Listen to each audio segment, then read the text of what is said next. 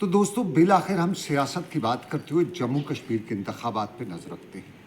जम्मू कश्मीर के इंतखाबात में पहला फेज़ जनूबी कश्मीर का है और जनूबी कश्मीर की जो पार्लिमानी सेगमेंट है वो कश्मीर से लेकर राजौरी पुंछ तक फैला हुआ है। लेकिन कल ही इस सेगमेंट के हवाले से बड़ा धमाकेदार ऐलान नेशनल कॉन्फ्रेंस ने किया और नेशनल कॉन्फ्रेंस के उमर अब्दुल्ला जिन्होंने पहले बताया था कि वो अपने उम्मीदवारों का ऐलान जो है ईद के बाद करेंगे, कोई जल्दी नहीं है, लेकिन कल उनने फटाफट पे चौधरी मियां अल्ताफ़ साहब का नाम ऐलान कर दिया और बताया कि नेशनल कॉन्फ्रेंस की तरफ से वो इस हल्का इंतखाब से इंतखाबात लड़ेंगे। अब बड़ा सवाल है, सवाल ये है कि मियां अल्ताफ़ साहब गांदरबल के कंगन इलाके से ताल्लुक़ रखने वाले और एक बड़ी आइडेंटिटी, बड़ी पहचान, बड़ी अकीदत वाले, ख़ास तौर पे गुज्जर और पहाड़ी तबके में उनका एहतराम है। और चूंकि सियासी हल्के ये भी बता रहे हैं कि नेशनल कॉन्फ्रेंस ने मियां साहब को इसलिए मैदान में उतारा है क्योंकि इस हल्के में बड़ी तादाद में पुंछ, राजौरी, कश्मीर, इन हल्कों में गुज्जर पहाड़ी वोट बहुत अच्छी खासी तादाद में, और जहां नेशनल कॉन्फ्रेंस का अपना वोट है वहीं पीर मरीदी होते हुए कि गुज्जर और पहाड़ी वोट मियां साहब को मिलेगा। तो क्या वाकई में गुज्जर और पहाड़ी वोट मियां साहब को मिलेगा? ये बहुत बड़ा सवाल है। मैंने इसी मामले पे गुज्जर लीडरान से बात की, पहाड़ी लीडरान से बात की और ख़ासतौर पे नौजवान तबके से बात की। कुल मिला के सवाल बहुत उस वक्त उठना शुरू हुए जब मैंने सोशल मीडिया पे देखा कि पहली बार मियां साहब के ख़ानदान के साथ जो अकीदत है उसको एक तरफ रखते हुए पहाड़ी और गुज्जर तबके के बहुत से नौजवान लोग सोशल मीडिया पर मियां साहब की इस मामले में मुखालफत करते हुए दिखाई दिए। मियां साहब के ख़ानदान का वो दबदबा, वो अकीदत है कि उनसे कभी कोई सवाल पूछने की हिम्मत नहीं करता था, लेकिन अब की बार पहली बार हमें हुआ कि मुखालफत तो दूर की बात, सवाल उठना शुरू हो गए। और मियां साहब की सवाल के पस मंज़र में आपने जब अहाता किया कि इस पुलिस राजौरी सीट में मियां साहब का गुज्जर और पहाड़ी वोट किस तरह से आता है, तो बहुत से सवाल खड़ा होते हैं। सबसे पहले अगर हम कश्मीर की बात करें तो कश्मीर में गुज्जर और पहाड़ी तबके के लोग जो है पीर मुरीदी के हवाले से थोड़े से पीछे ही है, उतनी बड़ी तादाद में नहीं होते। यूजुअली यहाँ पे वोट में अपनी पार्टी, अपना जो कैडर है उसके साथ चला जाता है, चाहे गुज्जर हो पहाड़ी हो। बहुत कम पीर मरीदी का असर इम्पैक्ट रहता तो है, लेकिन 100% नहीं, 60% नहीं, 10-20% ही रहता है। लेकिन बड़ी तादाद में पुंछ राजौरी में ये रहता है। और पुंछ राजौरी में मियां साहब को किन किन मसाइल का सामना है? सबसे बड़ा मसला पुंछ राजौरी में सोशल मीडिया की तरफ छोड़ के देखा जाए तो क्या जुल्फ़िकार चौधरी जो अपनी पार्टी के साथ थे, इससे पहले पीडीपी में थे, बड़े वजीर और बड़े गुज्जर लीडर हैं, वो क्या इम्पैक्ट डालेंगे? क्या वो मियां साहब को सपोर्ट करेंगे? क्योंकि वो अपनी पार्टी से, तो इसलिए साहब ज़ाहिर वो अपनी पार्टी को सपोर्ट करेंगे। तो अगर अपनी पार्टी को सपोर्ट करेंगे तो एक बड़ा सेटबैक मियां साहब के लिए पुंछ राजौरी से जुल्फ़िकार चौधरी की सूरत में आएगा।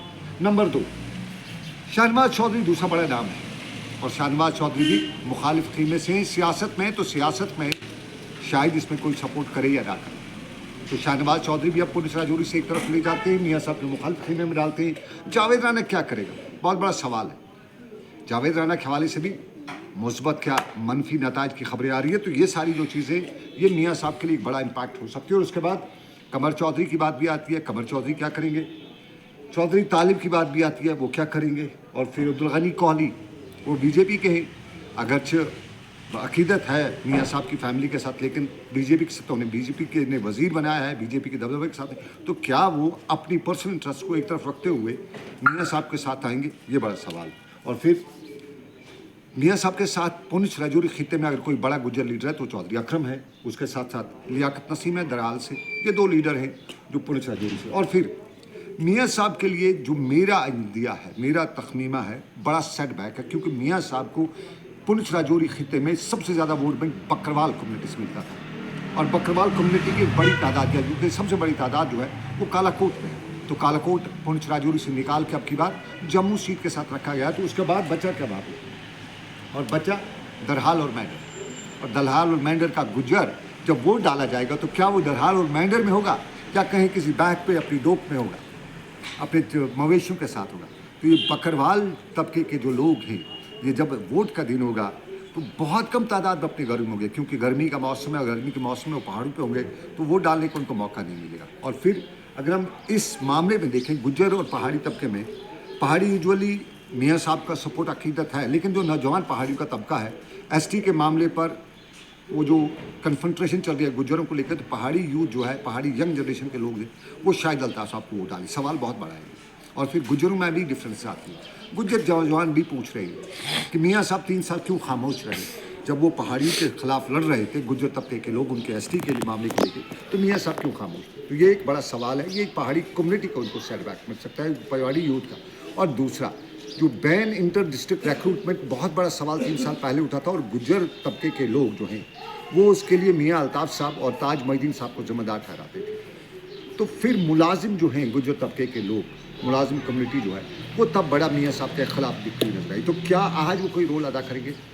और फिर ये सारे वो सवाल है जो मियाँ साहब के इस फैसले पर नजरसानी की बात तो नहीं करते, लेकिन बता रहे कि पहली बार ऐसा होगा कि मियाँ साहब को एक कड़ा मुकाबला हो सकता है। तो मियाँ अल्ताफ़ साहब जो नेशनल कॉन्फ्रेंस के साउथ कश्मीर से कैंडिडेट तो हैं, मैदान में उतारे जा रहे हैं, लेकिन इन सभी पैरामीटर्स को देखा जाए तो कड़े मुकाबले की बात हो रही है। अब के कड़ा मुकाबला किसके साथ होगा? क्योंकि बीजेपी के हल्कों से खबर आ रही है कि बड़े गुज्जर के जो आईएएस लीडर, आईएएस कैडर के अफसर है, उनको मैदान में उतारा जाए। तो अगर उनको भी मैदान में उतारा जाता है तो गुज्जर वोट वो भी ले जाएंगे।